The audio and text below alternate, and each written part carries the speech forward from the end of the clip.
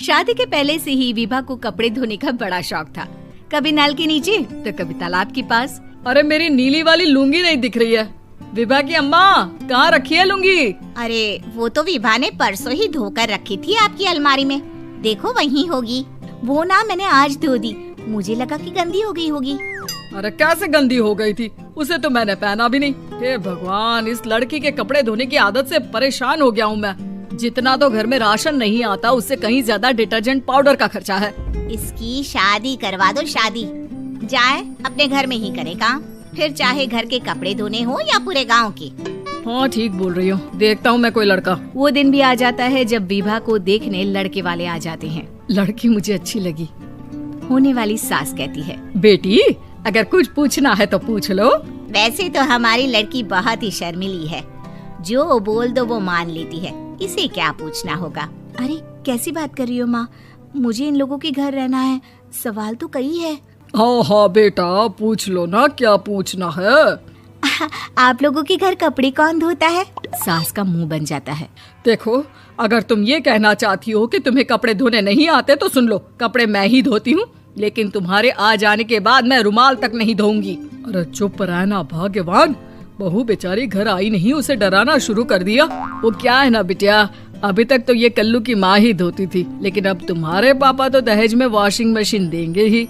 तभी विभा की माँ बोल पड़ती है, सवाल भी पूछा तो क्या। वैसे भाई साहब, मशीन की तो फिर भी कपड़े धोने की कैपेसिटी होती है, मतलब जो बिटिया दे रहे हैं ना विभा, इसे कपड़े धोने का बहुत शौक है। ये आप लोगों के क्या, आस पड़ोस गांव मोहल्ले सबके कपड़े धो दे और उफ तक ना करे।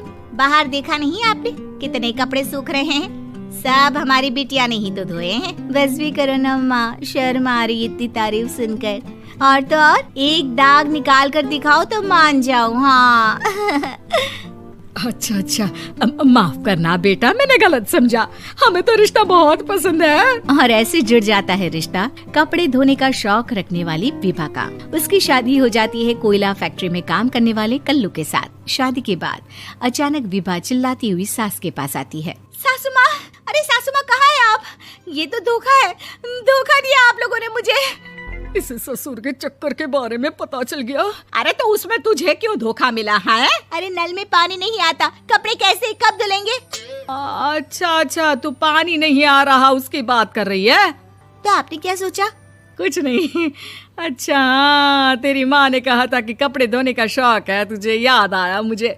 शौक बोलकर कपड़े धोने वाले मेरे जुनून को कम ना आके सासू माँ, कपड़ा धोना मेरा गुरूर है। तभी पति भी वहाँ आ जाता है। अभी मैंने इसे सनी देओल की फिल्म दिखाई है, उसी के डायलॉग मार रही है माँ। अच्छा सुन, साफ साफ बता रही हूँ, पानी सुबह 4 से 6 और शाम को 10 से 12 आता है, समझी? विभा टाइमिंग सुनकर हैरान हो जाती है।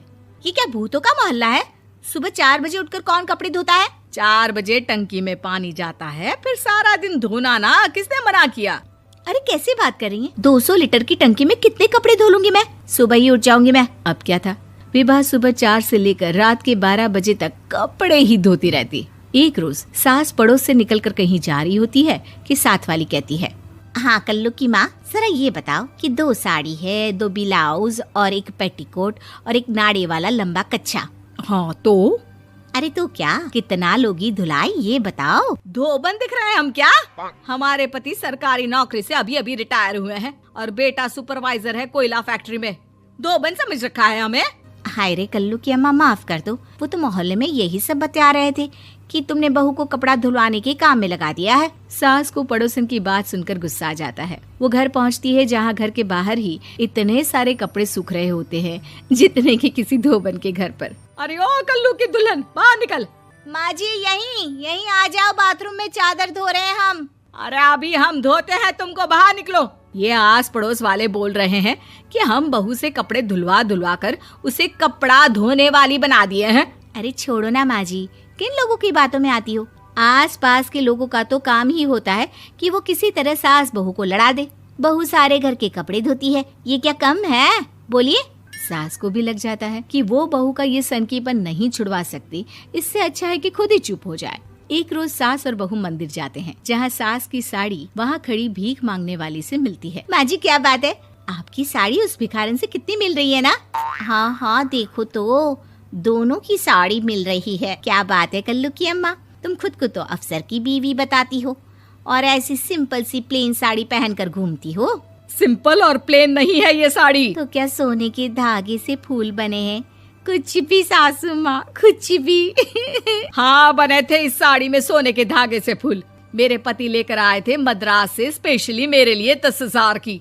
ताहे भाई साहब इस भिखारन के लिए भी सेम टू सेम साड़ी लेकर आए होंगे 10,000 की। सास उस वक्त तो कुछ नहीं कहती, लेकिन बहू के साथ घर आती है और अलमारी से एल्बम निकाल कर लाती है। ये साड़ी देख रही है, ये वही साड़ी है जिसे मैंने अभी पहना था। इस साड़ी में ये जो चमकदार फूल दिख रहे हैं ना, ये सोने के धागों से काढ़े गए हैं। लेकिन तू लोकल वॉशिंग मशीन ब्रश से घिस घिस कर सारे फूलों को निकाल कर साड़ी प्लेन कर दी। मुझे माफ कर दीजिए सासू माँ। और तो और, जब मैंने तुझे तेरी गलती के लिए कुछ नहीं कहा, लेकिन तूने तो सबके सामने मेरा मजाक ही बना दिया। क्यों? बहू को समझ में आ जाता है कि अब से उसका कपड़े धोना